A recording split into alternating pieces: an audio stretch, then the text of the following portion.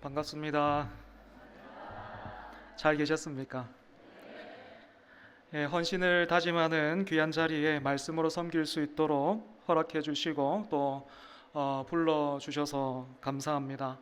오늘 헌신을 다짐하는 분들과 또 예배에 참석하신 모든 성도들에게 좋으신 하나님 은혜 많이 주시기를 바랍니다. 잘 알고 계시는 이야기로 한번 시작해 보겠습니다. 19세기 중반에 미국의 나다니엘 호손이라는 사람이 큰 바위 얼굴이라는 제목의 소설을 발표했습니다. 어떤 작은 마을에 어니스트라는 마음씨 착한 소년이 살고 있었습니다. 이 소년이 살고 있던 마을에는 언제부터 또 누가 만들었는지는 모르지만 바위산에 새겨진 큰 바위 얼굴이 있었습니다. 그리고 이 마을에는 오래전부터 전해져 내려오는 전설이 하나 있었는데, 언젠가는 큰 바위 얼굴을 닮은 위대한 인물이 나타나서 마을 사람들뿐만 아니라 온 세상을 행복하게 해줄 것이다 라는 그런 이야기가 전해져 내려왔습니다. 소년 어니스트는 전설대로 나타날 위대한 인물을 기대하면서 기다렸고, 그렇게 훌륭한 사람이 나타나면 반드시 나도 그 사람을 본받아서 살아야 되겠다, 그렇게 다짐을 했습니다. 세월이 흐르면서 마을에 큰 바위 얼굴을 닮았다는 유명한 사람이 여럿이 등장하게 되지요. 그 중에는 전쟁에서 승리하고 돌아온 장군이 있었습니다. 마을 사람들은 장군을 보면서 큰 바위 얼굴을 닮았다고 열광을 했지만 어니스트는 장군의 얼굴에서 큰 바위 얼굴에서 봤던 그 인자함과 평화로움을 찾아볼 수 없었습니다. 또 마을 사람들이 큰 바위 얼굴을 닮은 사람으로 기대했던 인물 중에는 돈을 많이 벌어서 부자가 된 정치가도 있었습니다. 하지만 어니스트는 이 사람의 얼굴에서 욕심과 허영심을 느꼈습니다. 그리고 마을 사람들은 시인을 보면서도 큰 바위 얼굴을 떠올렸는데, 사람들은 시인의 작품을 보면서 감탄을 했지만 어니스트는 시인의 얼굴에서 그리고 또 작품에서 슬픔과 고독을 보게 되었습니다. 이처럼 소년이 자라서 어른이 되기까지 어니스트는 오랜 시간 큰 바위 얼굴을 닮은 사람이 등장하기를 기대하고 또 기다렸지만 만나지 못하자 실망했습니다. 하지만 희망을 잃지 않고 계속해서 그 인물이 등장하기만을 기다렸습니다. 그러던 어느 날 마을 사람들은 어니스트의 얼굴이 큰 바위 얼굴과 놀랍도록 닮았다라는 것을 깨닫게 되었습니다. 오랜 시간, 오랜 세월 동안 한자리에서 변함없이 마을 사람들을 위해 헌신하고 또 어려운 사람을 도우며 살았던 이 어니스트의 모습이 바로 큰 바위 얼굴이 담고 있던 위대한 인물의 모습이었던 거죠. 들으면서 느끼셨겠지만 이 이야기는 기독교의 핵심과 잘 연결됩니다. 큰 바위 얼굴이 예수님이라면 소년 어니스트는 예수님을 구주로 영접하고 또 예수님을 따르고 있는 저와 여러분이라고 할 수 있을 겁니다. 소년 어니스트가 자라면서 큰 바위 얼굴을 자기도 모르는 사이에 닮아갔던 것처럼 예수님을 믿는 모든 성도는 마땅히 예수님을 닮아가야 합니다. 그러면 닮으려면 어떻게 해야 되겠습니까? 열심, 진심, 또 정성, 그런 것들 생각해 볼 수 있겠고, 또 그런 것들이 중요하지만 어니스트가 큰 바위 얼굴이 새겨져 있던 그 마을에 살면서 늘 바위를 바라봤던 것처럼 예수님과 함께 우리는 늘 거해야 하겠죠, 그죠? 여러분, 그렇다면 이렇게 우리가 예수님과 늘 함께 살기 위해서 가장 먼저 있어야 할 것이 있다면 무엇이겠습니까? 저는 초청과 초대가 필요하다, 그렇게 생각합니다. 예를 들어서 우리나라가 아무리 살기 좋다고 해도 다른 나라 사람이 와서 마음대로 나는 이제부터 이 나라에 살겠습니다 할 수가 없는 거잖아요. 물론 예외적으로 나라에 꼭 필요한 기술과 능력을 가진 사람이 있다면 손흥민처럼 공을 그렇게 참 잘 찬다든지 그렇게 하면 나라에서 먼저 기화를 제안하는 경우도 있겠지만 일반적으로는 나라가 정한 자격과 기준을 통과해야만 합니다. 하지만 이런 세상과는 다르게 우리 하나님의 나라는 어떻습니까? 영광스럽고 그 영원한 나라가 사람을 찾아오죠. 길과 진리와 생명이 저기 멀리서 손짓하면서 우리가 자격과 조건을 갖출 때까지 기다리고 있는 것이 아니라 길과 진리와 생명이 우리를 찾아와서 우리를 붙듭니다. 이 일을 누가 합니까? 천사 중에 하나가 아니라 우리 예수님이 하시지요.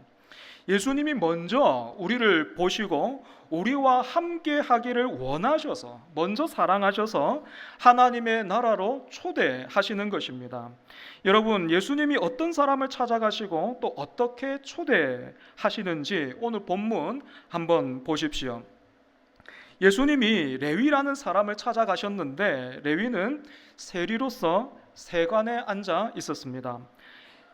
아시죠? 이 당시 세리는 로마가 정한 세금을 동족인 유대인들에게서 징수해서 바쳤고 이 외에도 추가 금액을 자유롭게 조정해서 자기 돈벌이로 삼았습니다. 그렇기 때문에 이런 세리를 유대인들이 어떻게 대했습니까? 동족의 피를 빨아먹는 기생충 취급을 하면서 죄인의 대명사로 여겼습니다. 그래서 로마나 동족 그 어디에도 속할 수 없었던 이 세리들은 자기들끼리 똘똘 뭉쳐서 부를 얻는 것으로 위안을 삼고 그렇게 살았습니다. 여러분, 이런 배경을 통해서 볼 때에 레위가 세리로서 세관에 앉아 있었다 이렇게 소개하고 있는 레위를 그렇게 묘사하고 있는데요. 이 묘사는 우리에게 무엇을 말해주고 있는 겁니까? 레위가 죄인으로서 죄인들의 소굴에 몸담고 있었다라는 것입니다. 그런데 예수님은 그런 레위를 보시고 뭐라고 하십니까? 나를 따르라 그렇게 부르십니다. 여러분, 예수님의 이 나를 따르라 하신 이 말씀의 의미가 무엇입니까? 그냥 두 말 말고 이제부터는 나만 따라다녀 이런 뜻이겠습니까? 그렇지 않잖아요. 예수님은 자신의 삶을 열어서 이 레위를 부르셨습니다. 이제는 나와 함께 먹고 마시면서 어디에서나 나와 함께 하자. 나는 너와 그런 관계를 원하고 있고 너와 그렇게 함께 지내기를 원한다 하신 거죠. 여러분, 이런 예수님의 초청에 레위가 어떻게 반응합니까? 28절을 보면 그가 모든 것을 버리고 일어나 따르니라 이렇게 되어 있습니다. 저는 이 말씀 준비하고 또 보면서 레위의 이런 적극적인 또 즉각적인 반응에 다시 한번 놀랐습니다. 주일학교 오늘 교사들이 헌신을 다짐하고 있는데 우리 친구들이 복음을 전할 때마다 이런 반응들을 보이면 뭐 게임 끝난 거잖아요. 그죠? 뭐 더 할 게 없습니다. 여러분, 어떻게 레위는 이처럼 곧바로 예수님의 초청에 응할 수 있었을까요? 저는 이 질문에 대한 힌트가 30절에서 32절에 있다 생각합니다. 예수님과 제자들이 레위가 베푼 잔치에서 세리들과 함께 먹고 마시자 그것을 본 바리새인들과 서기관들이 그렇게 하고 있는 예수님의 제자들을 향해서 수치도 모르는 사람이다, 자리도 분간하지 못하는 사람이다 그렇게 하면서 비방하기 시작하죠. 예수님은 이 문제를 제자들만의 것으로 여기지 않으시고 예수님이 직접 나서서 종교 지도자들에게 이렇게 말씀하셨습니다. 건강한 자에게는 의사가 쓸데없고 병든 자에게라야 쓸데있나니 내가 의인을 부르러 온 것이 아니요 죄인을 불러 회개시키러 왔노라. 예수님의 이 말씀으로 미루어 볼 때 세리로서 세관에 앉아 있었던 레위는 남들에게는 없는 부를 누리고는 있었지만 자각하고 있었던 것들이 있었던 것 같아요. 이건 건강한 삶이 아니다, 살아도 사는 게 아니다 라는 어떤 그런 인식이 있었던 것 같습니다. 하지만 다른 대안이 없잖아요. 자기가 속해 있는 곳은 세관이었고 또 자기가 하고 있는 일은 세리였기 때문에 계속해서 세관에 속해서 세리의 일을 하면서 살아가는 것, 이것 말고는 다른 길이 없다라고 여겼습니다. 그런데 어느 날 자신의 삶을 열어서 레위를 부르는, 자기를 부르는 예수님을 만난 거예요. 로마가 레위를 부를 때면 언제나 뭔가를 바치라, 뭔가를 가져오라 그렇게 명령했는데, 뿐만 아니라 동족들은 레위를 부를 때마다 그렇게나 욕을 했는데, 예수님의 이 부르심에는 그 어떤 조건도 없이 온전히 그 자기 자신만을, 레위만을 원하고 계신다라는 것을 느꼈던 이 레위는 그 부르심에 주저하지 않고 모든 것을 버리고 일어나서 예수님의 부르심에 순종할 수 있었던 것입니다. 여러분, 이렇게 다른 것이 아니라 이제는 예수님으로 가득 차게 된 레위가 순식간에 어떻게 변했는지 한번 보십시오. 29절을 보면 레위가 예수를 위하여 자기 집에서 큰 잔치를 했다, 이렇게 되어 있죠. 세리로서 세관에 앉아서 자기 자신을 위해서만 살던 레위가 이제는 예수님을 위해서 잔치를 열고 있습니다. 자기를 위해서, 자기밖에 몰랐던 레위가 예수님을 위해서 사는 사람으로 다시 태어난 것입니다. 이렇게 예수님으로 인해 다시 태어난 레위는 자기 집에서 큰 잔치를 벌였습니다. 이제까지는 돈을 꽉 쥐고 이것밖에는 없다, 이것마저 놓치고 이것마저 잃어버리면 나는 아무것도 아니다 라고 그렇게 생각하면서 믿으면서 살았는데, 그 중심이 예수님으로 채워지니까 자기 것을 들여서, 비로소 붙들고 있는 거 그거 놓게 되는 거예요. 자기 것을 들여서 다른 사람들을 위해서 베풀고 섬기기 시작했습니다.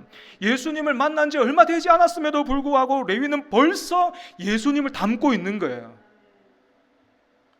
여러분, 이렇게 우리의 중심이 예수님으로 가득 채워져서 예수님을 닮아가는 것, 바로 이것이 참된 경건이라 생각합니다.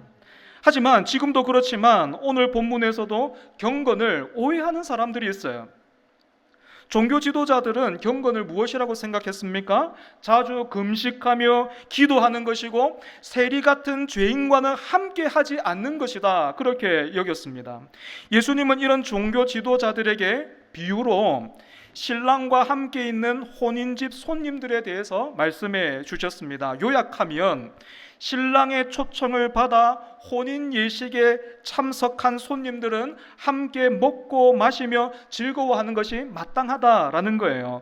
다시 말해요, 참된 경건은 행위의 문제이기 이전에 관계의 문제라는 거예요. 참된 경건은 행위의 문제이기 전에 관계의 문제라는 거죠. 이것을 가르쳐 주시기 위해서 예수님은 새옷 조각과 낡은 옷, 그리고 포도주와 가죽 부대, 이 두 가지 비유를 말씀하셨습니다. 이 중에서도 포도주 그리고 이 가죽 부대 이야기만 한번 해보면, 종교 지도자들은 낡은 가죽 부대입니까? 새 부대입니까? 50%. 종교 지도자들은 지금 낡은 가죽 부대지요, 그죠? 그리고 그 낡은 가죽 부대에 담긴 묵은 포도주를 맛보면서 이것밖에는 없다, 이게 제일이다 라고 생각을 하고 있습니다. 하나님은 지금 예수님을 통해서 새 시대를 여시고 시작하고 계심에도 불구하고 종교 지도자들은 낡은 가죽 부대처럼 자신의 마음과 생각을 스스로 꽉 틀어매고 있었던 거죠. 그러니까 예수님의 부르심과 또 예수님의 그 은혜로 새 가죽 부대가 된 레위의 기쁨은 보이지도 않고, 레위가 베푼 잔치에 참여한 예수님과 그 제자들도 곱게 보이지가 않는 거예요. 하지만 우리는 레위처럼 예수님과의 바른 관계 속에서 날마다 새 부대가 되어야 합니다. 아침마다 새롭고 늘 새로운 주님의 은혜로 우리는 매일 예수 그리스도의 사람으로 예수님을 닮아가야 하는 것입니다.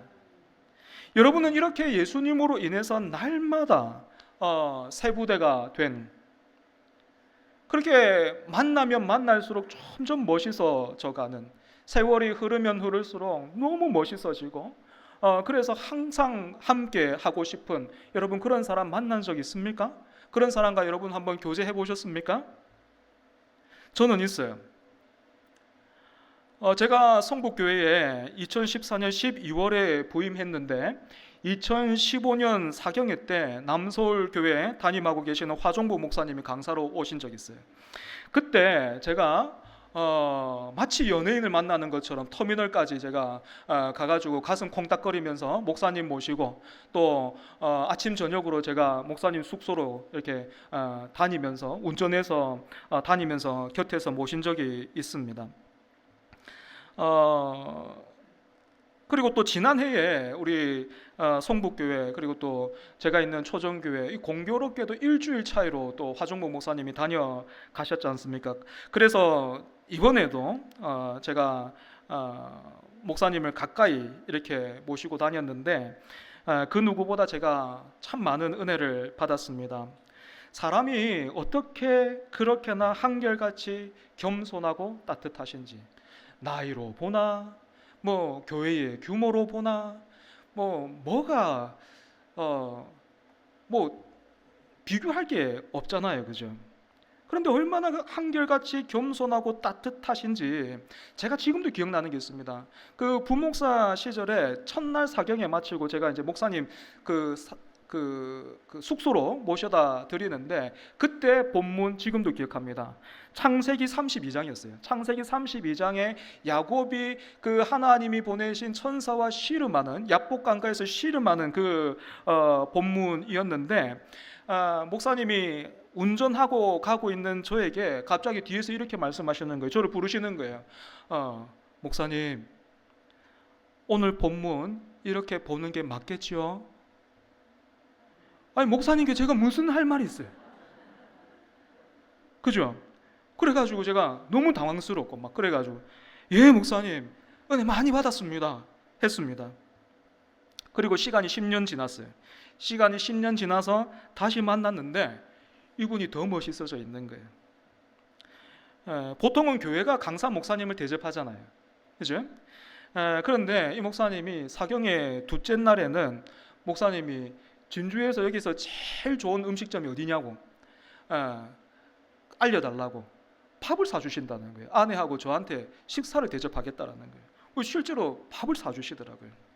그 시간을 포함해서 제가 그분 모시고 다니면서 이런저런 이야기 참 많이 했습니다. 목사님 안 돼요. 힘들어요. 나는 여기까지밖에 안 되는 것 같아요. 목사님처럼만 내가 태어났으면 그래도 목사님은 좋은 학교 나오시고 또 이렇게 유학도 다니고 오시고 그래서 목사님하고 저하고는 좀 이렇게 사람 자체가 다른 것 같아요. 막 그렇게 말을 했는데 그때마다 목사님은 한 번도 저를 가르치려고 한 적이 없어요. 그래 그렇지 내가 봐도 니는 좀 부족해.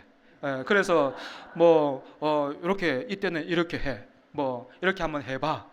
그런 적이 한 번도 없어요. 단 한 번도 없어요. 그때마다 목사님이 어떻게 하셨냐면 웃으시면서 나도 똑같아요. 나도 어떤 면에서는 참 실패한 사람인데 하나님이 그런 나를 사용하셨어요. 그 하나님이 살아계시기 때문에 목사님도 중심에 그 뜻을 품고 사모하고 또 기도하고 충성하면 하나님이 언젠가 그렇게 사용하십니다.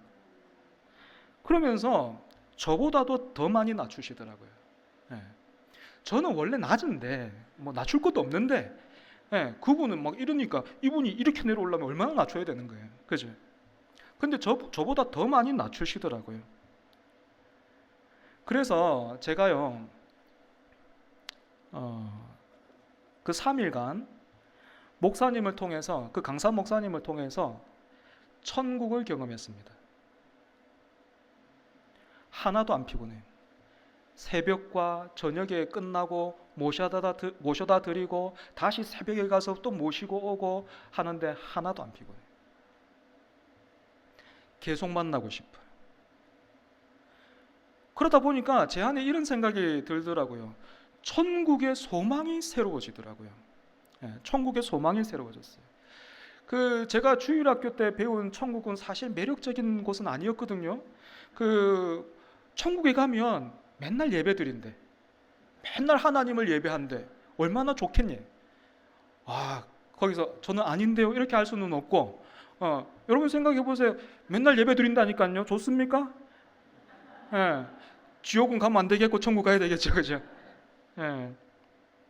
그런데 천국이 새롭게 다가오더라고요. 예수님 닮은 이 한 사람 만나니까 천국이 새롭더라고요.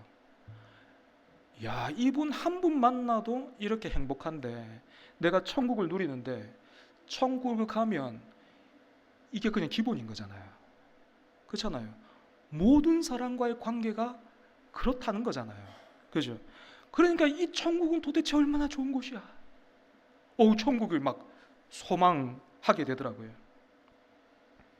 오늘 교사로서 헌신을 다짐하는 여러분, 그리고 먼저 믿은 여러분, 우리도 이렇게 할 수 있다면 얼마나 좋을까요? 우리 자신을 들여서 다음 세대의 천국을 선사하는 거예요. 아멘 한번 해주세요. 우리 자신을 들여서 다음 세대의 천국을 선사하는 거예요.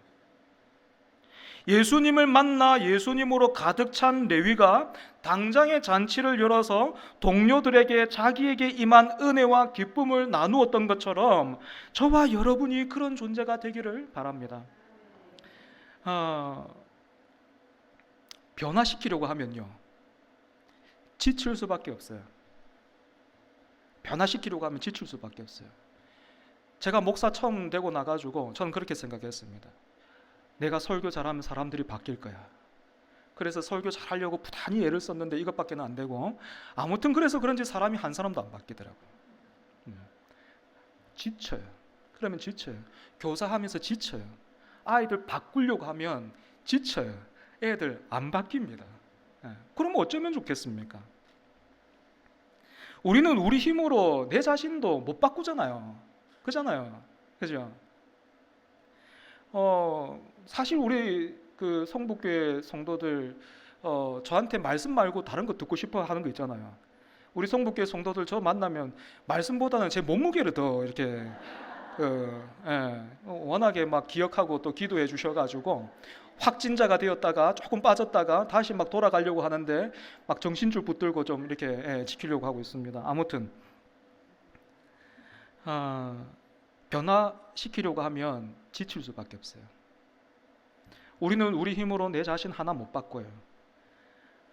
그런데도 저는 얼마 전까지 사람을 변화시키려고만 했어요. 설교 잘하고 뭔가를 잘 가르쳐서 변화시키려고만 했어요. 그러다가 어떤 목사님이 설교가 무엇인가에 대해서 이렇게 정의를 내리시더라고요. 설교는 변화시키는 것이 아니라 기억나게 하는 것입니다.